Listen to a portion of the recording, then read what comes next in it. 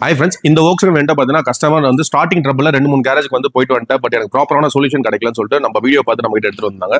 So check பண்ணதில் பார்த்தீங்கன்னா vehicle வந்து நிறைய ஸ்டார்டிங்கான இஷ்யூ வந்து நிறைய இருக்கும். கேம் ஷாஃப்ட்ல கம்ப்ளைண்ட், டைமிங்ல கம்ப்ளைண்ட் அண்ட் ஹை ப்ரெஷர் பம்ப்லையும் கம்ப்ளைண்ட் இருக்கு. ஸோ இதை நான் வந்து சார்ட் அவுட் பண்ணி கஸ்டமருக்கு சார்ட் அவுட் பண்ணிட்டு இந்த எனக்கு ஃபுல் பாடியுமே வந்து ரெஸ்டரேஷன் பண்ணி கொடுங்க. வண்டி ஃபுல்லாக சைடு ஃபுல்லாக ஆக்சிடென்ட் ஆயிருந்தது. ஸோ ஃபுல் பாடியுமே எனக்கு ரெஸ்டரேஷன் பண்ணுங்க. ஸோ வெஹிக்கிள் ஸ்டார்ட் பண்றோம். அவர் ஆக்சுவலி ஓட்டு வரும்போது வெஹிக்கிள் வந்து ரன் ஆச்சு. இப்போ சுத்தமாக ஸ்டார்ட் கூட ஆகல, கிராக் பண்ணதான் ஆயிட்டு இருக்கு.